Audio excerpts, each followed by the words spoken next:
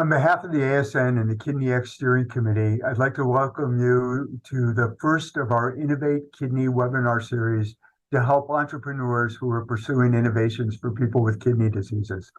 The KidneyX Steering Committee has identified 3 outstanding organizations with different expertise. Each of them will be sharing their advice over the next 3 weeks. The following 2 webinars will take place on Tuesday, May 30th at 4 p.m. Eastern Standard Time and Monday, June 5th at 4 p.m. Eastern Standard Time. To learn more about this webinar series and about KidneyX, please visit our website at kidneyx.org. Today's discussion will focus on optimizing design, engagement, and communication for advancement of an artificial kidney. We are pleased to be joined by Shweta and her team at RTI Innovation Advisors. We encourage you to send questions to the chat and reach out to them afterwards. I hope you enjoy the program. Shweta, I'll turn it over to you. Hi, everyone. My name is Shweta, and I'm with RTI Innovation Advisors. We're thrilled to be working with ASN to present the first webinar as part of the Innovate Kidney series and discuss how kidney innovators can overcome challenges they might face as they seek to bring their innovations to market.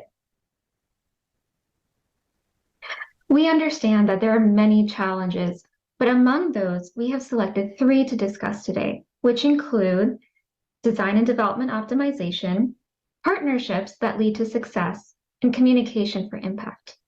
I'd like to add that viewers are welcome to submit questions in the chat throughout this webinar. We will be answering the questions in the last 15 minutes.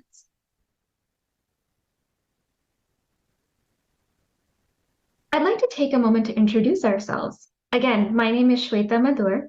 I'm the Innovation Advisor. And over the past 10 years, I've worked in startups, academia, and industry in designing and developing medical devices. Today, I'm joined by Moline Pandian, the Medical Technology Practice Lead, and Tom Culver, our Strategic Innovation Lead. With over 15 years of experience helping organizations innovate, Moline helps clients better understand the unmet medical needs that inform their product development strategy and investment decisions. Tom, for the past 20 years, has delivered innovation advising and insights research solutions for dozens of Fortune 500 companies and large government clients such as NASA.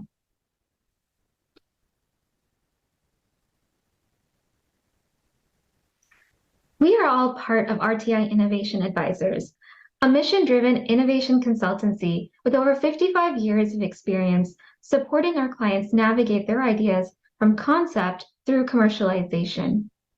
Our team has directly supported innovators across the medical technology ecosystem, from emerging entrepreneurs to established corporations. We meet our clients where they are, adapting our frameworks to guide their journey and achieve meaningful human and business impact.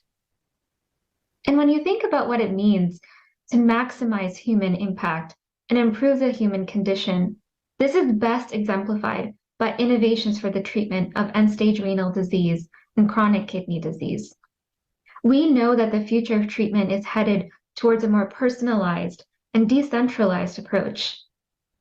The limitations of current treatments force patients to spend significant time attached to a machine or on a transplant waiting list. The result has patients sacrificing quality of life in exchange for survival, but the two should not be mutually exclusive. As innovators in the kidney space, you are helping patients move beyond survival to helping free them from the disease's influence on their personal relationships, free them from its influence on their employment opportunities, and free them from feeling like a patient first and a person second, giving them back the right to choose the kind of life they want to lead. And in order for that to become reality, entrepreneurs such as yourselves are faced with the uphill battle of taking your idea from bench to bedside. Right now, many of you may find yourselves in the trenches of product and business development, and your fundraising needs are rising to keep up with the pace of your progress. In this so-called valley of death, investors are growing increasingly sensitive to the perceived risk at the same time. But we're going to present today ways in which you can de-risk your ideas to encourage investor and strategic partner participation. We recognize, however, that you're juggling multiple priorities all at once. At RTI Innovation Advisors, we are focused on helping and enabling commercialization success in our clients. So we've developed a structured way to think about everything startups have to balance as you go through this journey, and it's called iCanvas. iCanvas comprehensively and visually assesses and communicates technology maturity and commercial readiness. It was developed using over 50 years of commercialization experience and provides a framework for various commercialization considerations. We've distilled it down to 6 common themes that allow entrepreneurs to be successful. It demonstrates that the journey is not necessarily linear, and it can be used as a tool to describe the current state of your business, as well as inform your next steps, such as where you might want to invest your time and resources. We have an iCanvas that has been filled out to show, on average, where startups within the KidneyX program might find themselves. We understand that there are lots of challenges you are facing as kidney innovators, but we're going to focus on a couple of key challenges. Today, we'll be discussing different facets of inventors and team status, technology readiness and regulatory status, as well as business strategy. I'll be speaking to optimizing your design as you go from a proof of concept to prototype production. Moline will be going over essential partnerships for success as a kidney innovator, and Tom will be leading a discussion on communicating for impact when approaching potential investors. Moving into our first topic of discussion, design and development optimization principles. We're going to cover select challenges as you move from that proof of concept prototype to a production-ready product offering. Likely, over the first several stages of development, you've gathered inputs from patients and providers, as well as other stakeholders using principles of human-centered design. If you distill down all the stakeholder input you've received, some common themes start to emerge around a desire for functionality, usability, and affordability. But accomplishing all of this is a lot easier said than done. So what comes next? What do you do with all that input you've carefully curated? While there is no one right way of going about it, there are some best practices and some lessons to be learned. This reminds me of a medical device concept that this particular startup's founders took to an aerospace design firm to develop their commercialization concept. Now, Moline will speak more to how to determine partnership fit later on. What they ended up with was something, to no one's surprise, that looked like a little rocket ship. It had over 50 individual components, an instruction manual that was several pages long, and their cost of goods came out to over $2,000 per piece. So when we work with clients, we like to emphasize the importance of prioritizing inputs and ensuring that they trace all the way through the design and development program to ensure the output is optimized for functionality, usability, and affordability. Now, I'm sure many of you are familiar with FDA's development framework called design controls, so I'll go over it at a very high level. It effectively lays out a methodology that maps user needs to technical design requirements and applies a system of checks and balances, where one evaluates whether features of the end product meet the requirements through a process called verification testing, and whether the end product meets the initial user's needs through a process called validation testing. While design controls is sometimes an afterthought, when leveraged correctly, it can be immensely beneficial in setting up a development program for success. So let's take a look at each of these steps. The key is to start with the end in mind. A great tool to put that into practice is a traceability matrix. While it's typically one of the last few exercises as part of a design history file, we recommend to our clients that they do not leave it to the end. With that in mind, let's go through some best practices, starting from left to right. When you start with user needs, you want to go through the process of translating stakeholder input into the user needs. And it's critical to prioritize and differentiate between the need to haves and the nice to haves. Go through the exercise of understanding who you're designing for. And know that you cannot design for everybody. Your system can have features beyond what's accounted for in your user needs document, but once you've put pen to paper, it's hard to walk it back without extensive rationale. Secondly, be cautious with your words and avoid phrases like easy to use. I've included it here as an example on the off chance it's made its way into your user needs document. But phrases like easy to use can mean very different things to very different people, and it's extremely hard to define in an objective manner. Lastly, when it comes to your user needs, make sure all or majority of them are translated into design requirements. That way, you can minimize or eliminate altogether the need to perform validation testing. Only when all your user needs are not translated into technical design requirements does that trigger the need for validation testing for those specific ones. And moving on to design requirements, when it comes to formulating them, especially when you're working on something, a technology that's never been done before, like many of the innovators in the kidney space, you may be creating requirements that are brand new to the industry. You can still use comparisons to specific features on existing products to set your standard of performance, or leverage guidance and industry consensus standards where appropriate. Make use of FDA's pre-submission programs as well as you enter your verification and validation testing phase. You have an opportunity to propose novel test methods that evaluate the performance of your innovation. Don't wait to hear back on your regulatory submission that there was an issue with how the testing was performed. And speaking of testing, this should be happening intermittently and continuously on a small sample size. You don't want surprises again when you reach your formal verification and validation testing phase to find that you failed just one test, forcing you to go back to the design drawing board. You often hear the term design freeze in this industry, but I like to think of it more as a frost than a freeze. Until you're confident your design will pass verification and validation testing, consider yourselves in a design frost. All of these steps will allow you to mitigate risk, avoid costly expenditures and time delays on redesigning and retesting. But ultimately, it allows you to create an end product that is focused on functionality, usability, and affordability.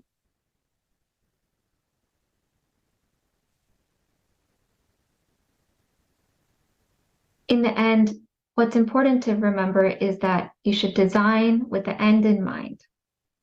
And with that, I'm going to hand it off to Moline to talk to us about partnerships.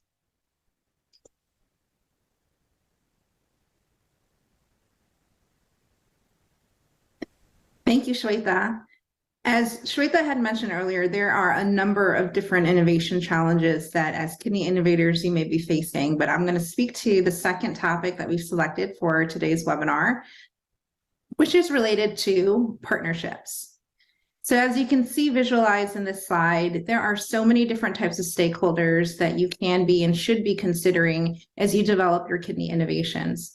Much of the great work that the ASN, American Society of Nephrology, has already created, such as the human-centered design toolkits and reminders, are leveraged constantly throughout in better understanding what your users and end users might be considering. But there are other stakeholders that you might also need to consider, one of which includes partners. So the partnership challenge oftentimes is about engaging the right partners and at the right time. That includes the entire continuum of setting up a strategy, understanding who is out there, which can be very intimidating, but then also going about and engaging them, the right ones, and at the right time. As I mentioned earlier, there are so many different stakeholders that can serve as partners. So setting up the right plan and knowing when to engage is really critical. We at the RTI Innovation Advisors team can help you think through that partnership engagement strategy. Let's take a quick step back as to why partners are so important. I'll give you one really important reason, one of which is making sure that you get the buy-in from your future investors. Investors, whether they're private investors or corporate strategic partners, they'll be evaluating you and your team based off of your capabilities. Your team, though, also includes your partnership ecosystem. So as an inventor, as an innovator, you can have great skill sets in terms of maybe understanding the clinical impact, the engineering component, or other types of technical capabilities, but you don't have to go at it alone. Identifying team members to help you will help enable future investors to see the broader team and the broader capabilities. So in thinking about partners, think about them as ways to help augment your own skill sets, your own capabilities, and your expertise. It's important to leverage partners for what they're good at. And each partner can be very different based off of what they offer. So making sure that you understand what those potential partners' strengths are truly critical. And also, when we say partners, oftentimes your mind thinks about external partners, but they can be internal as well. In my example previously, when we talked about having some core, strong technical skill sets within your core team, perhaps you should be seeking some business experts to join your team internally, or creating things like a strong core board of advisors if you don't have one already, or other consultants and partners. We at the RTI Innovation Advisors can also serve as that partner for you as well.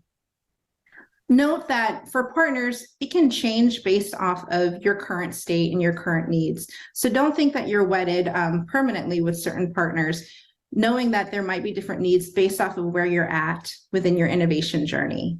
And also just remember that it might be worthwhile, and it should be worthwhile, to start thinking about your partnership engagement strategy perhaps earlier than you would originally thought. This slide was shown previously in just talking through the different milestones, but it could also be used as a framework for developing your partnering strategy.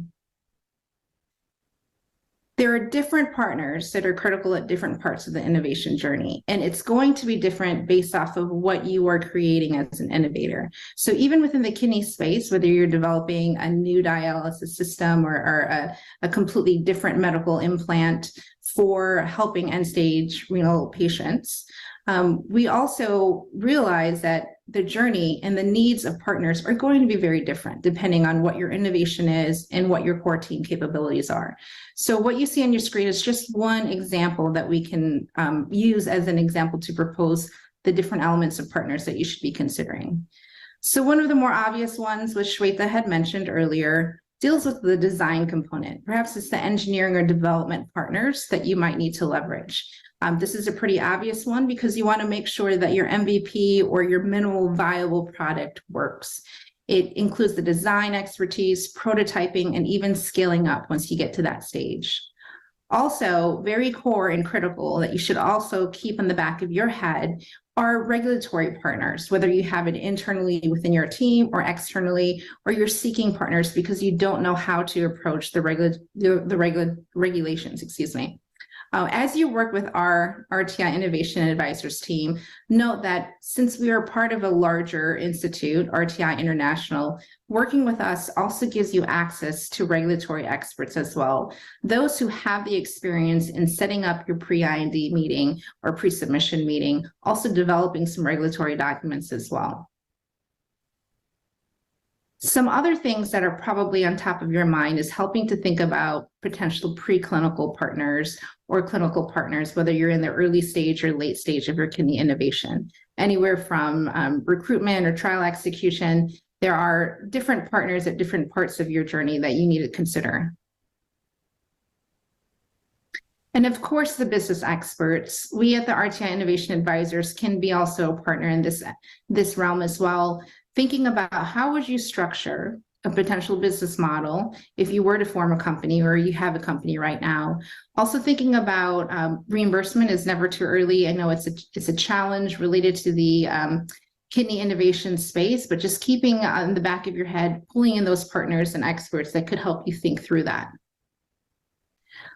Also, strategic partners are very key. That can be anywhere from your private investors or your corporate partners. We've spoken to some industry leads who are thinking about being strategic partners for whether it's Kidney Innovations or other types of early stage innovators. And they always say the makeup of your team, the partnership structure are really critical. And also the timing of when you engage these strategic partners can be very defining to your success. Also, of course, manufacturing partners, when we think about that, that can be all the way from the component suppliers themselves or scaling up your product once you get to that stage. And we can't forget the end users. Shweta had mentioned this a bit earlier as well, how it's so important to design based off of usability, but your end users, whether it's the patients, the caregivers, the clinicians, or other people who would be involved across the value chain are really key and critical. So we always encourage speaking with those end users early. It could be perhaps the foundational suppliers that if you are an at-home kidney innovation idea creator, it means leveraging those different suppliers as well. So keep that in mind that there are different strategies in terms of how to approach partners. One of the things that we do is help early stage innovators think through all the possibilities, create that strategy in terms of prioritizing which partners you should look at. One way that we do this is doing a very thorough exercise in terms of mapping out your partnership ecosystem. And what does that potentially look like? It requires a lot of iterative and collaborative conversations with the early stage innovators and thinking about who's out there. How do you define them? How do you categorize them? One of the words that we like to often use is the word coopetition. It's somebody who might be considered as a potential competitor, but if you really look at them more deeply, could be a really good strategic partner for you. So don't downplay the power of coopetition. Also, in thinking about potential partners, it's really important to not only find the right categories, but also really survey who's out there in those particular categories as well. So oftentimes we do like to use things like mind maps to just explore what types of partners might exist.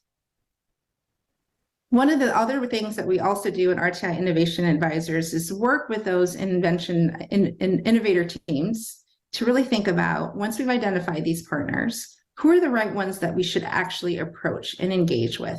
Sometimes we do that conversation for you. Sometimes we teach you and coach you along the ways as to how to do partnership engagement. Now, one hint is that cold calls are usually not going to be the end-all solution. A lot of the work that you need to do in engaging partners is helping to leverage socialization or socializing your idea broadly. So it's a skill, it's an art, and it's a practice that we help encourage and enable our innovators as well. So if you walk away with this section with one idea, it's this really important thing is don't go at it alone. You have your strengths, you have your capabilities and skill sets, but please make sure to know that you can augment that through partners. They can only make you stronger. With that, I will pass it over to Tom Culver to speak into the third innovation challenge that we'll be talking about today. Thanks, Moline. I really appreciate that. And now I'm going to shift to a third challenge that we're going to cover today, and it's tied to and sort of sits above and alongside the other two topics that Shweta and Moline spoke about, and that's communication. This is something that we see as a challenge with many researchers, inventors, and entrepreneurs, and they struggle with this. The challenge is about communication and knowing how to effectively communicate about innovations all along the innovation journey, particularly during that challenging valley of death phase, and is critical to bringing medical devices products to market. We hear all the time about creating the perfect pitch deck. Heck, there's a whole industry out there that's sprung up around creating the killer pitch decks. But communicating about your innovation, particularly because it's in the healthcare sector, has to be so much more than just simple pitch decks.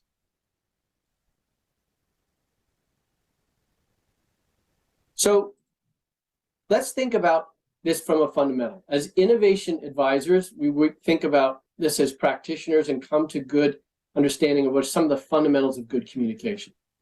So let's start by understanding some fundamental myths and some missions of good communication. Often as innovators, we might imagine that we can somehow package up and transfer knowledge to others simply by exposing them carefully to some selected words or diagrams or maybe images or some sort of TED Talk. But we assume that our receivers of this information will be able to unpack and decode our meaning and reconstruct it in the same way and with the same fidelity that we intended. This just doesn't happen this way. There are too many different kinds of people and perspectives involved in your ecosystem in the larger innovation and community space for kidney innovation that you can't just assume they get it. You have to work and challenge this kind of effort. This kind of assumption that we can simply transfer it from one mind to another leads to some common mistakes and myths about how innovation communications actually work. And these mistakes and myths get in the way of actually communicating well with the larger kidney community, its patients, the clinicians, the partners, and investors. So what's really going on here with innovation transfer that we need to know about? The reality is we really have to work hard to create a conceptual model that's shared with others about our ideas and innovation. And it must acknowledge that the receiver of the innovation has potentially very different perspectives, different kinds of knowledge and understanding, or interest in what the innovation can do them. It would be much different for a clinician, for example, than a patient, or a patient than an investor. So we as innovators must bridge this gap and find better ways to meet the middle ground and provide a shared conceptual understanding and mutual basis of assessing the value of our innovations. So we must expand their understanding, and ultimately, communication is about developing trust and belief in our innovations.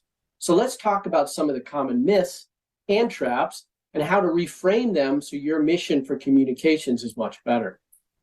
Myth number one for innovation communications is that it's mostly about simplifying.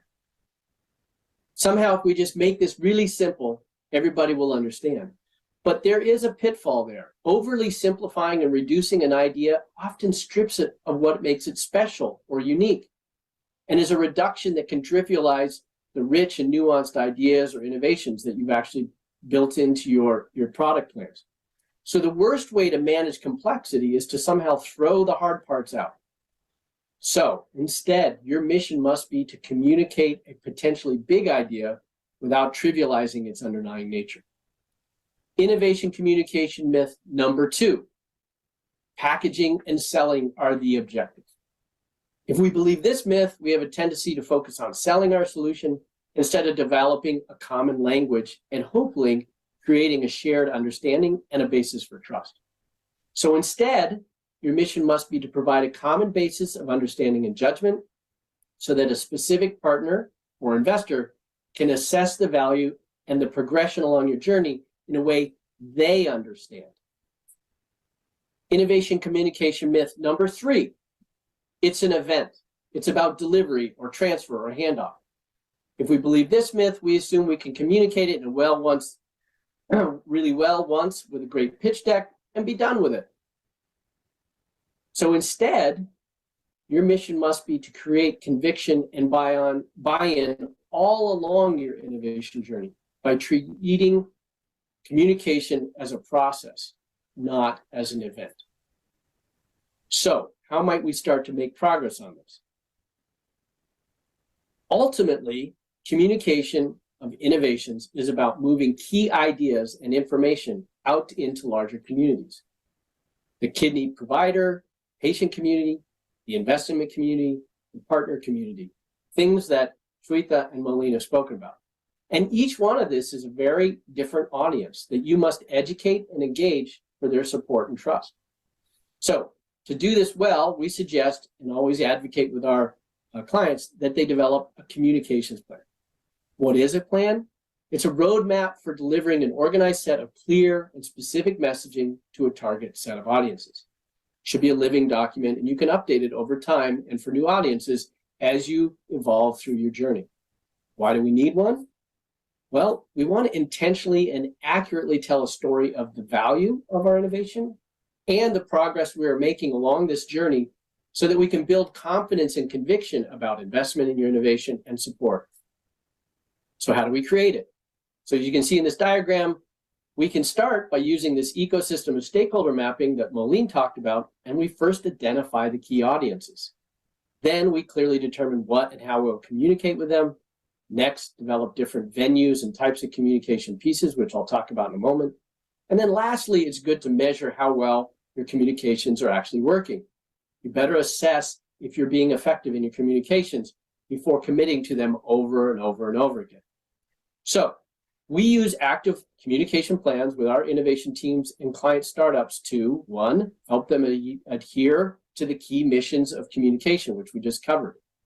We want to ensure all the communications are mutually beneficial. So it's not just about us getting our story out to them, but we're asking what's in it for them? Why should they care about what we're telling them? What value will they gain from what we're communicating? And then lastly, we want to be intentional about our communications, which are appropriate to the stage of the innovation journey that we're in, so that we don't overpromise or overhype things too early before we've gotten proof. So once you have a plan, it's often a good strategy to go out to potential supporters and partners.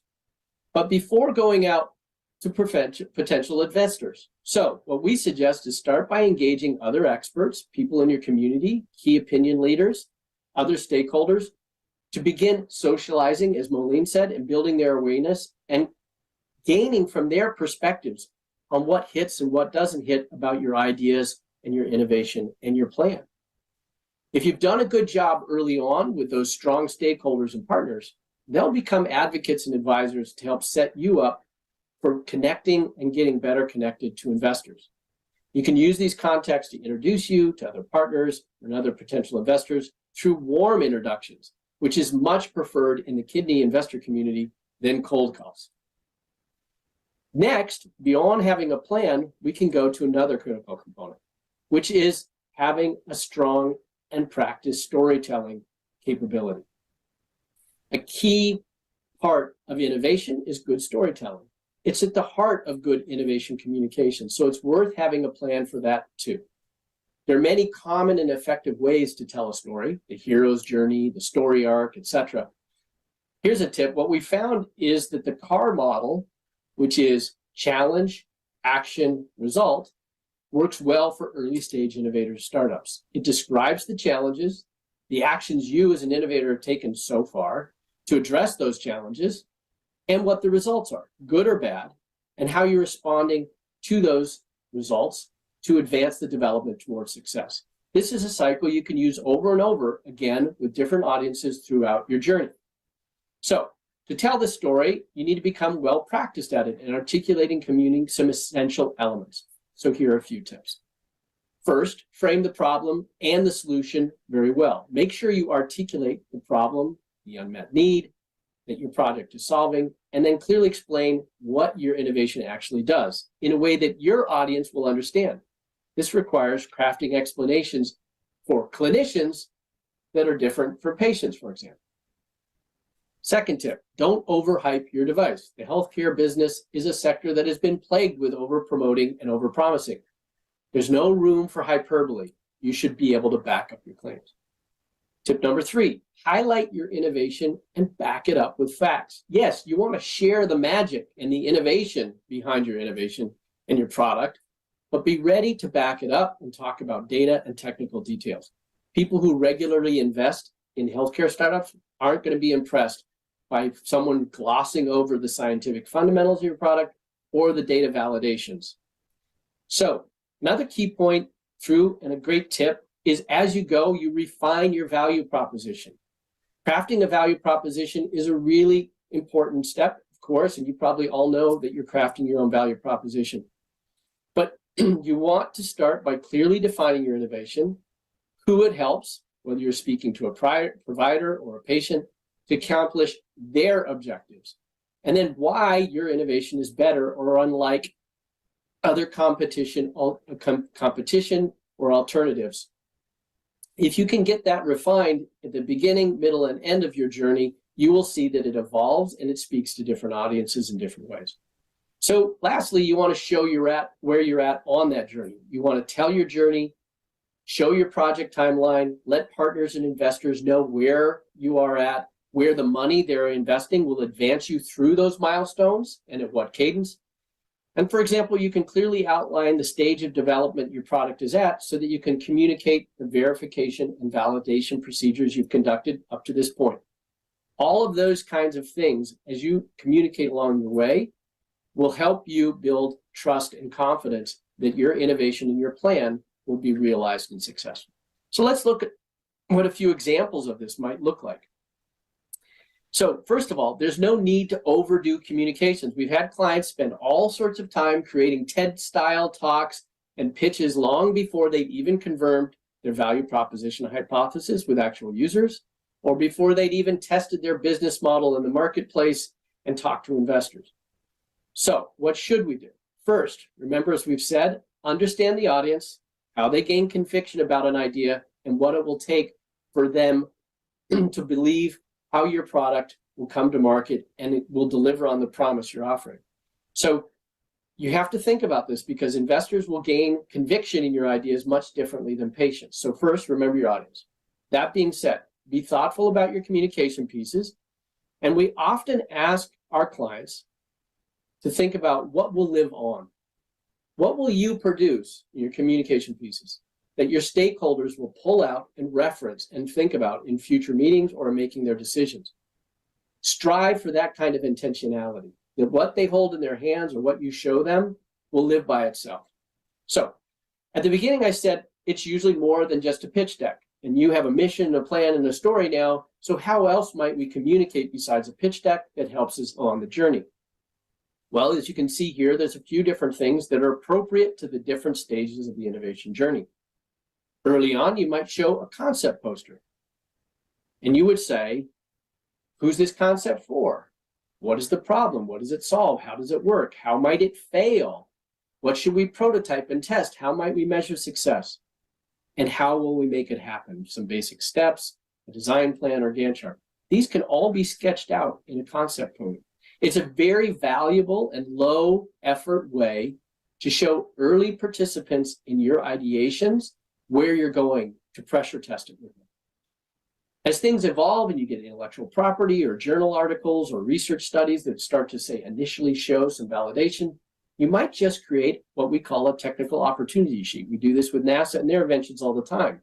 It shows the IP that they have, whether they're applying or if they have granted patents, what kind of research that goes behind it, and a basic description of the concept for the possible solution and some possible applications or use cases. Because at this point, you may not have thoroughly thought through all of those, but it gives someone a sense. Next, we can use proof of concepts and minimal viable products that are based on good customer journey insights. Pairing those together and showing the user journey through the experience of working your product helps you pressure test this and show how your prototypes and proof of concepts can actually address some of those needs. This is a very powerful way to show that you're meeting user needs and showing how it might look and feel in the real world without investing a lot. Then you move on to prototypes and minimum viable products. This is especially important when you have a functional device and you're starting to seek funding for further development. In this case, presenting some favorable testimonials or reviews or experimental results from others who have looked at the prototype will help you justify your claims about how you're progressing.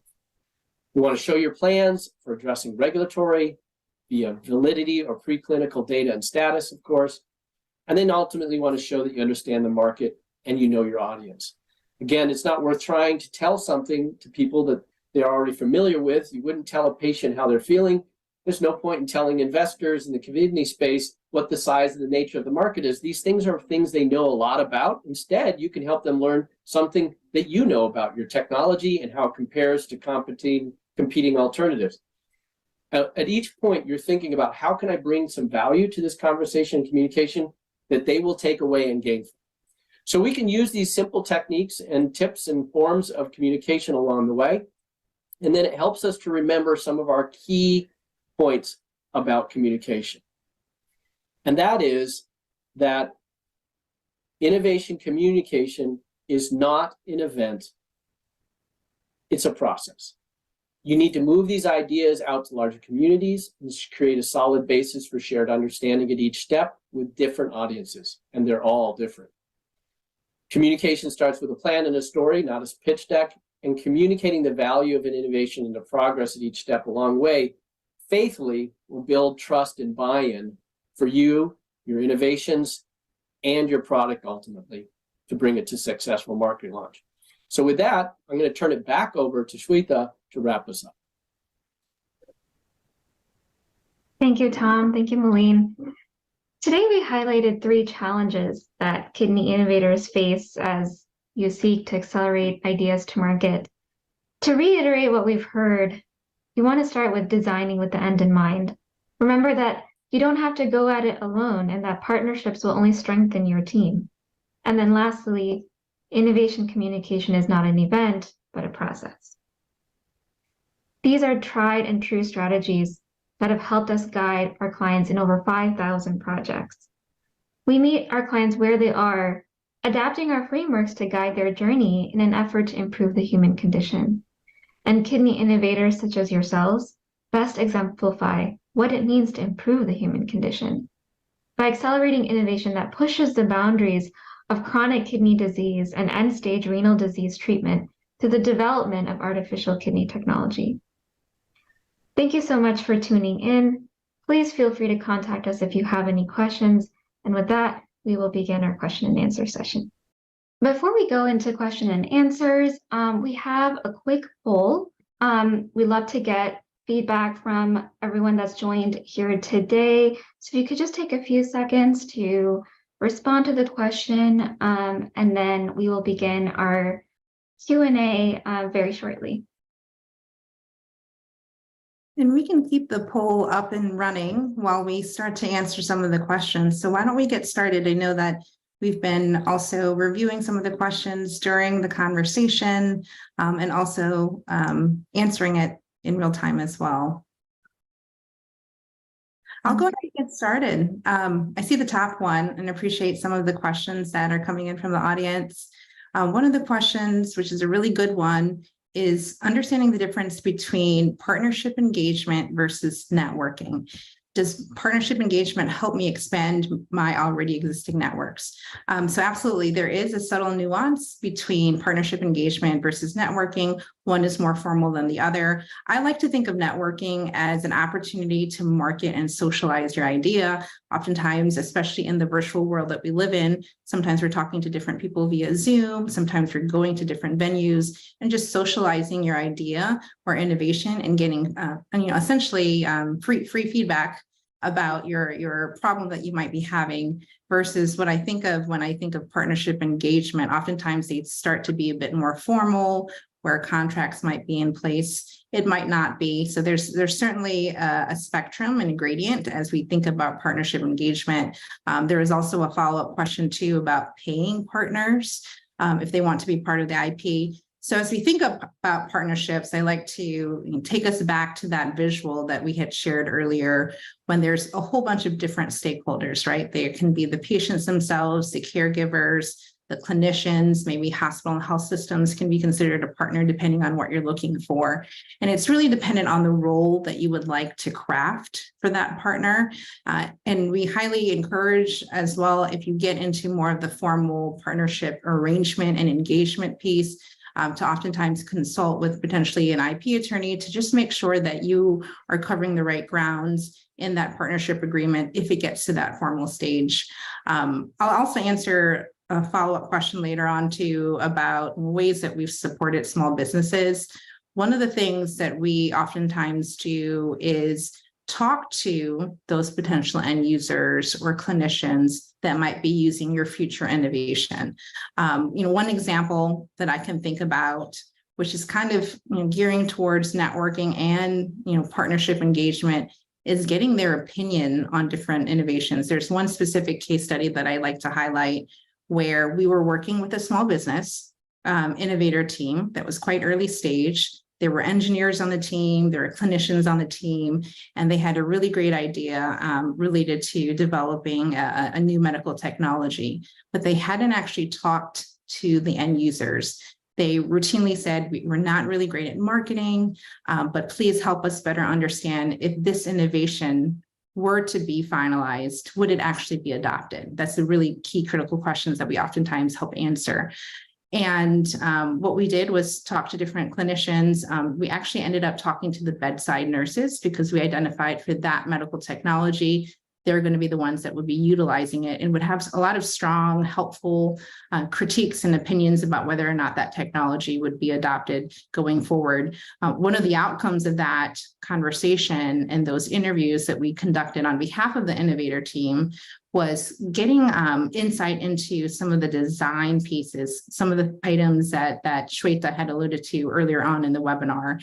What that taught the innovator team and that small business is that they needed to get a design engineer into the lab, into their creative process sooner rather than later, because going down the path that they were originally on was actually not going to be adoptable versus pulling in design engineers, those experts early on so that they could pivot at an earlier stage. But oftentimes it's about having those conversations, networking, socializing, and then when it gets to something that's more formal, considering a partnership arrangement or contract.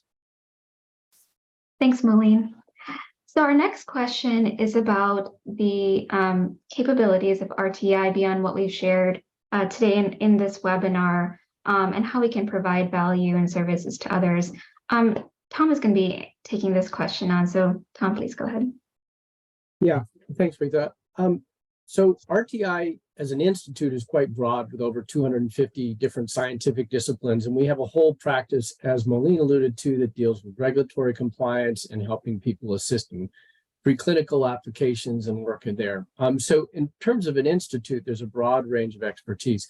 But our group, and as we proposed here and presented, we're really innovation specialists. We think about innovation and technology and help a lot of companies, large and small alike, as well as universities and government clients, think about how to innovate well. So in the context of innovation, some of the other things we work on is developing IP strategy. You know, we can do IP landscapes or freedom to operate assessments, things like that. Also assess essentially where technology sits in different IP strata as you go through your process and how you start to file. And obviously, there's been changes in patent law about first to file and things like that over several years. And so just being aware of the twists and turns of IP is one area we help people. The other area is just doing good market and consumer insights or user insights research on behalf of innovators to help them understand key drivers in the marketplace, and also user insights, including talking to patients, which is, as Moline has alluded to, is often a struggle for people or they're uncomfortable doing it. But at the heart of the innovation renaissance that's occurred over the last 20 years, which we sit and have driven, is user-centered design. And so we bring in everything we do user-centered design processes and methodologies to really design from the start with the user in mind, which in this case is patients. And then one other area I'll mention that we do is we do technology scouting. We help people find the technology solutions that they need to enable their innovations. So while an innovator might have a lot of technical knowledge about their particular scientific approach or their proof of concept, there's a lot of pieces that need to come together in terms of medical devices that they may not be experts in, or they might need partners for. And as Moline alluded to, you have to choose your partners. Well, one of the things we do is help them find and vet the best possible partners, whether it's manufacturing partners, scale up production partners, what have you. And so this is all part and parcel of the work we do. So those are three key points of stuff that we do, that we bring to help innovators along the way. I'll encourage Moline or Shweta to add anything I may have missed, but that's some of the kinds of things we do. Thanks, Tom. So our next question is, when should I start working with the FDA, before or after the first animal studies, and how do I reach out to them? So that's a great question, and it's always going to go on a case-by-case basis, but the general rule of thumb is the earlier, the better when it comes to engaging with the FDA. And there are certain avenues like we've discussed, such as the pre-submission meeting, which is a free service made available and something that should absolutely be leveraged as appropriate throughout the development journey. And I'll make some assumptions, when you're going into animal studies, assuming it's, a large animal, you're going to want to have your device or your intervention established to a certain degree. So earlier engagement with FDA is definitely better. We would recommend a pre-submission meeting to determine your classification, your product code, your regulatory pathway, and developing enough information to really substantiate your position that you're proposing to the FDA. Doesn't always have to be a open-ended question. It could be a here's what we're thinking and we'd like to get your thoughts. And so absolutely encourage people to engage early and often with the FDA. There are some best practices around formatting and framing questions to get the most out of that experience. And that's certainly something that our team is happy to help out with. So our next question is around partnerships. And Moline, you had touched on this a little bit earlier, but it's about whether you need to pay partners or they want to be a part of the intellectual property. Yes, absolutely. So kind of thinking about the partners and really defining what their roles are. It's one thing if they are a co-development partner versus those that are trying to use the technology, use the innovation. So I think it really depends on that specific scenario in terms of what role those partners play, as well as what's in it for them. What is their end goal? Are they trying to be also a co-developer with you? Are they trying to utilize the innovation themselves? So I think you have to look at it on a case-by-case basis. Oftentimes, you can arrange to partner with a design partner, for example, and Shweta, I know that you can speak to that as well, in terms of what their role could be in maybe helping to optimize the design. There might be certain language within the contract that you can negotiate to see who owns that IP moving forward. So I think it really depends on what type of partner you're trying to seek and to obtain. Thanks, Moline. Our next question is, how and when do I start thinking about manufacturing?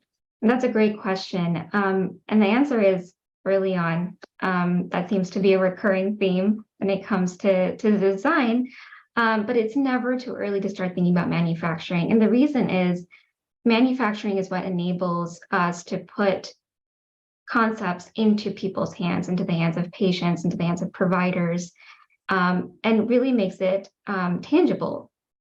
A proof of concept or a prototype is typically put together with limited budgets, not paying attention too much to usability or really more focused on functionality. But by the time you go into manufacturing, you really want to be thinking about your product as a whole, as an experience in terms of the person who's using it.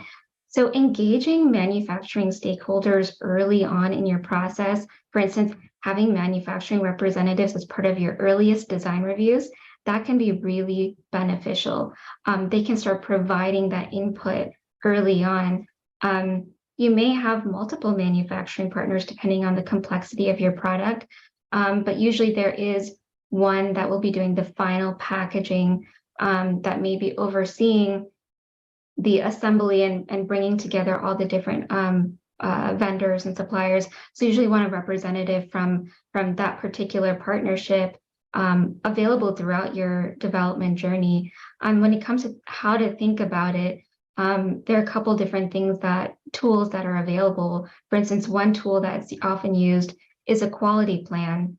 A quality plan is essentially a recipe for how your device is built. It goes through all your ingredients. It goes through all the systems of checks that are integrated into your assembly process to make sure your product is being produced accurately throughout, and then functions as intended at the end, and goes through a sampling process where a certain number of products out of a subset are tested for the purposes of meeting your quality controls. So at the end, continue to think about manufacturing throughout your journey and make sure that you have engagement and partnerships with those specialties. So we have just a few minutes left. Our next question is, should communication be done after securing IP, or can it be done before? I understand that if communication starts too early and innovators offer too many details, IP protection cannot be applied properly. Tom, would you be able to take that question on for us? Sure, now, that's a great question. And I want to start by defining a couple elements that we use whenever we're thinking about intellectual property. In the early stages, you definitely need to be careful about what you disclose to others. So, tip number one, we always suggest developing a non-disclosing description of your innovation. So what does that mean? At its essence, you can talk about what your innovation does, not how it does it. So you can describe the utility, the functionality, the purpose, and the benefit of your innovation, particularly a medical device. You can describe what kinds of formats and things like this it might have to give people a sense of that innovation without telling them the underlying scientific or technological innovation that defines how it works. So protect yourself by creating a non-disclosing description that you can use to share with others. You need to be careful about when you file for patents and you do your patent applications and things like that to get a placeholder, because when you file starts to start the clock, is it, first to file rules have changed, etc. So in that period, be very intentional about how you're thinking about what goes into your applications, knowing that you can do different applications as it goes over. So don't wait until everything's perfect and completely detailed and refined and proven in your proof of concept and your MVP and stuff before you start thinking about IP disclosures and patent application. Once you've gotten your IP is approved and patent app, which can take some time, then of course you're free to disclose and point people to your patent that's been granted or whatever.